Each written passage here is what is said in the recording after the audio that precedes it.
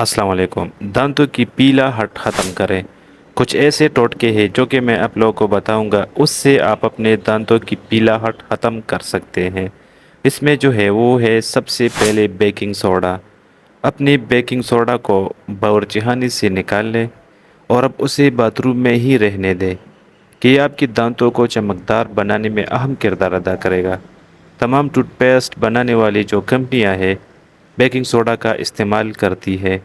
دانتوں کے ماہر ڈاکٹر رچرڈ مارکیوس کا کہنا ہے کہ ایک چمچ بیکنگ سوڈا کو تھوڑے سے پانی میں مکس کریں اور اس محلول کو ٹوتھ برش پر لگا کر اپنے دانت صاف کر سکتے ہیں۔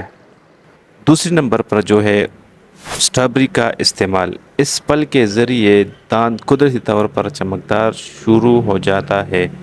اسٹرابری میں ملک ایسڈ پایا جاتا ہے جو کہ دانتوں کو سفید کرتا ہے، لیکن یاد رہے کہ انہی دانتوں میں زیادہ دیر تک نہیں رہنے دینا، کیونکہ اس سے دانتوں کے اوپر اینیمل پر نقصان پہنچ سکتا ہے۔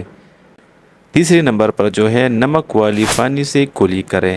ایک چمچ نمک کو ابلتے ہوئے پانی میں ڈالیں اور پھر پانی کو ٹھنڈا ہونے پر اس سے کلی کریں کہ اس طرح آپ کے دانتوں میں نہ صرف جراثیم ختم ہو جائے گی بلکہ وہ چمکدار اور صاف ہو جائیں گے۔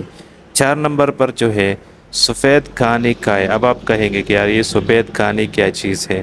ایسے کھانے جو سفید ہو ان کا استعمال کرے، جیسے چاول، چکن، مولی اور مچھلی۔ کھانے سے دانت سفید رہتے ہیں، لیکن ایسے کھانوں سے اجتناب بھی کرے جس سے دانت پہلے پیلی ہو جائیں گے، جیسے چقندر، بلیو بیریز اور گاجریں مت کھائے، ٹھیک ہے؟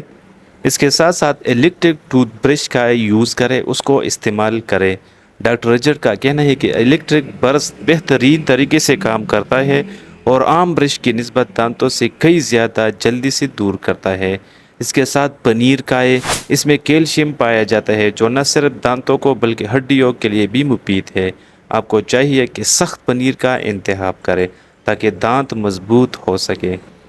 ایک اور ہے کہ کوکونٹ آئل کا استعمال کرے۔ ڈاکٹر رچرڈ کا کہنا ہے کہ ایک چمچ کوکونٹ آئل لے کر زیادہ دیر تک کلی کرے یا منہ میں رکھے کہ اس طرح نہ صرف منہ میں جو بیکٹیریا ہے کم ہوں گے بلکہ دانت بھی صاف ہو جائیں گے۔ دودھ بھی اس کے ساتھ آپ استعمال کر سکتے ہیں۔ دودھ میں بھی کیلشیم کی وافر مقدار موجود ہوتی ہے جو کہ دانتوں کو مضبوط اور چمکدار بناتی ہے، لہٰذا زیادہ سے زیادہ دودھ کا استعمال بھی آپ کر سکتے ہیں۔ اس کے ساتھ ساتھ مکئی کا استعمال بھی آپ کر سکتے ہیں۔ مکئی کے نوکیلے حصوں کی وجہ سے آپ کے دانت جلد صاف ہو جائیں گے۔